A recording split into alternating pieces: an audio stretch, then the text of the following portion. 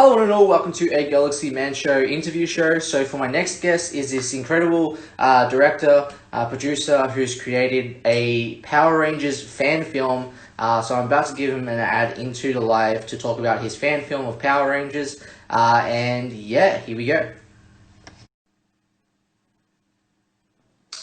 Uh Hello, how's it going? oh, we got a different dimensional thing going here. Yes, we do. Oh man, I feel like I just want to just move my phone now because this is just awkward. Yeah, All right, give me a minute. okay. How's it going, man? How's your day? Yeah, it's really good, thanks. And yours? So far so good. Awesome. And it looked like my tripod don't want to let me stretch it that far up.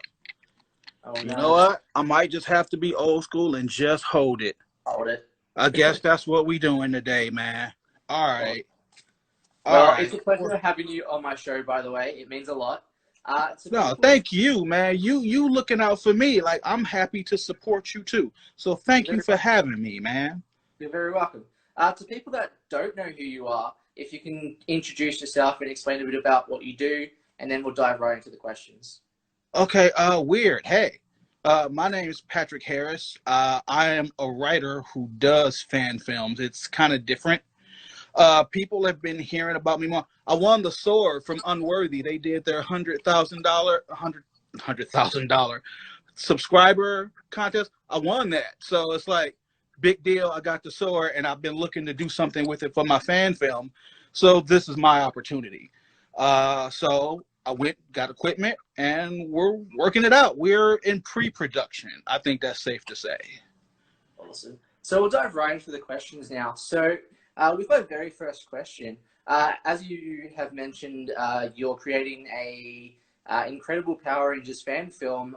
What can people expect to see in this fan film? If you can give a bit of backstory about this fan film. Oh man, how much time you got? How far back do you want to go? It's primarily dealing with the Phantom Ranger. No one else does. If you do Google searches online or just in fan theories, there are people talking about the Phantom Ranger, but no one actually doing anything with it. So I felt like that was just a market I could just slide right into. I waited till I had the money to get it together. We've ordered the suit. COVID kind of slowed us down with productions. The guy who's making it's on lockdown, so we're waiting for those restrictions to lift. But once everything ships, that's when we're really going to get started. So it's mostly Phantom Ranger, and I'm looking to incorporate everything with Power Rangers. You usually see a lot of fan films are like, well, we're going to do Mighty Morphin or we're going to do the Dino Thunder thing. I'm looking to include Time Force in everything. I think this will be a really good way to clear up a lot of the plot holes that Power Rangers has. Because you've seen the fan theories. My favorite is how did Cole survive flying in the Serpentera on a motorcycle? It's Time Force. Time Force clearly stepped in. And they had to have done something about that for preservation of the timeline. So this gives me an entire sandbox to just play in with loose ends and plot threads, not just in Power Rangers continuity, but you see a lot of the things happening now in the fan community. The Unworthy guys, Nerdbot and Colin and all those guys, they're doing like amazing things. And it's really hard to even distinguish now when you're talking about multiverses and where what lies where, especially now with actors. Jessica Rae was just in a thing with Colin. William Shufelt was just in a different fan film. So that line is blurring, and this is really the greatest time to slide right in and just find your place. Awesome. So on to my very next question. As you mentioned, the whole multiverses and stuff. Uh, would you want to do a multiverse crossover if you could, like with your fan film, if it picks up? Oh, first, right off the bat, the Unworthy Sword, that's going in an episode, man. So absolutely. I have been watching some of your older stuff, and I'm seeing the other guys. You had an interview with the guy who played Psycho Green was on. Yeah. The voice of the Chrono Ranger was on.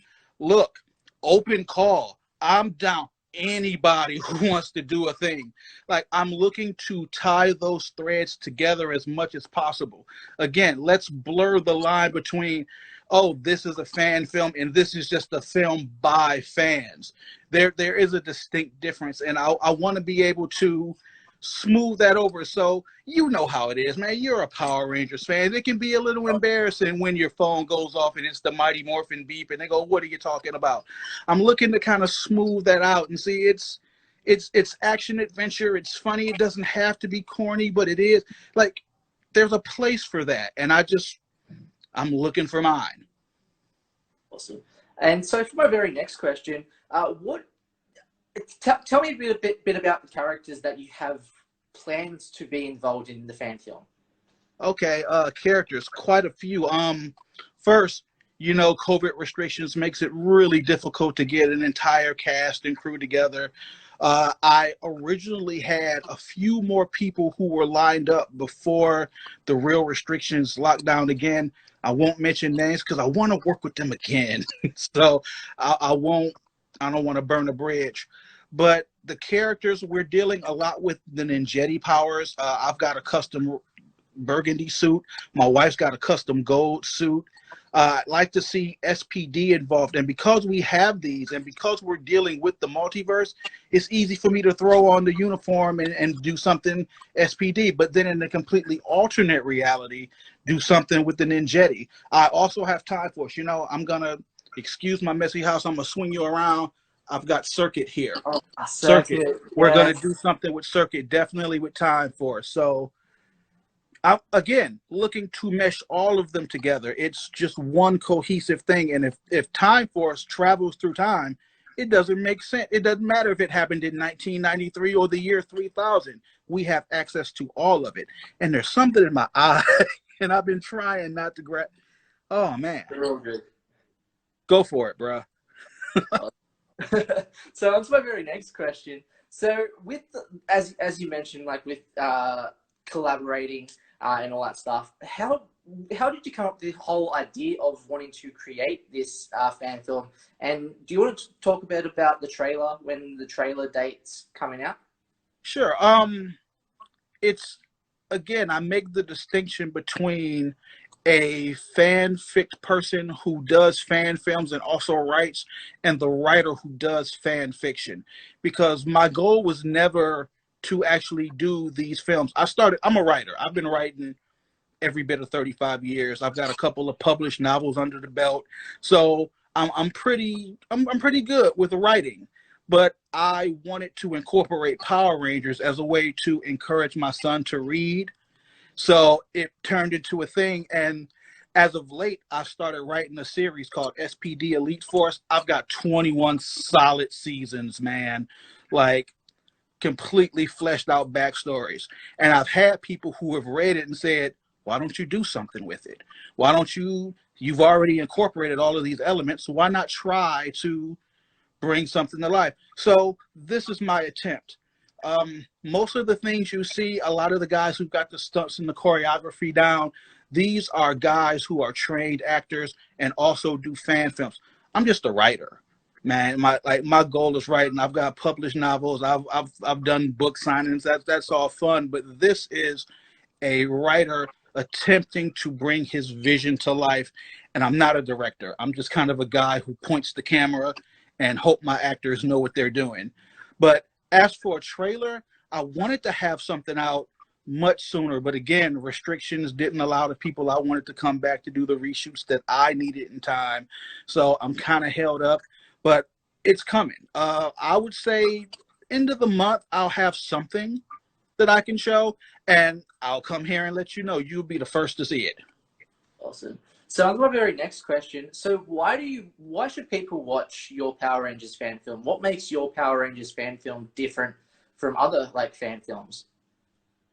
I think you should be watching everybody's fan films. I think this is the second golden age of Power Rangers, and we're in such a unique position where you can reach out to the actors on Instagram and on Facebook.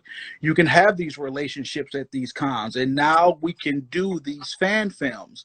So again, we're about blurring that line. So watch everybody's fan film. If you've seen The Unworthy, of course you've seen Unworthy, the Zordon of Eltar, there are a lot of them. There are a lot of great things. Why you should watch mine is I care about canon. I care about the continuity of the show. And I'm not saying that everybody does it, but I'm a continuity junkie. If it doesn't make sense in the story, I won't use it. If a character wouldn't do that, we can't do that. So watch mine because I've watched Power Rangers since 1993. First episode. Got my son into it. First episode. My wife, who thought it was childish, now cosplays with me. So I know my shit when it comes to Power Rangers. Watch because I care about the continuity and I'm not looking to just connect mine to the universe. I'm looking to establish a blanket for everybody. All of this can make sense in the right context. And I think that's what I can do. So on to my very next question. Who inspired you as a person to get into writing and directing? Writing, the short list, Joss Whedon, Buffy, Angel, I think he did an Avengers movie. I've always liked his comedy and the way he expressed himself and was never afraid to have strong female characters. I mean, and at a time when they weren't like, oh, you need more strong female characters on television. He just, in the 90s, Buffy was kicking ass already. So that's been a huge inspiration for me. As for directing, I'm not that good at it. I moved out here 10, 12 years ago. I was working on a pilot for ABC Family for one of the books that I had written. I translated that into a script. Didn't get sold, but it was a fantastic learning experience to know that the writer was the most important person in the room because the director knew what he wanted to do and he didn't really care about the source material. He was on the clock. He just wanted to get it done. So if I want the vision that I have here to be anywhere else, I'm going to have to do it. Awesome. So on to my very next question. So what have you learned about yourself as a person, especially during COVID this year? Restrictions. I've learned my sister-in-law gave me the best advice ever. The easiest thing to change is the script. There are so many times where somebody can't make it or a prop breaks or the equipment dies in the middle of a thing and it was time sensitive. A million and one things can go wrong. And I've been learning that because, again, I'm not used to being on this side of the camera. I write, I hand it off, somebody does it. So I'm learning that there's a lot more to just pointing the camera, get the shot. There's a million and one small things that as people we overlook. You watch these fan films, you go, oh, that was corny. Oh, he fell over, that was lame. Oh, that effect was half a second off. Yeah, it was half a second. And he went through 60 hours of footage. Stop. It's a lot. So I've learned that you have to deal with the restrictions that you're giving.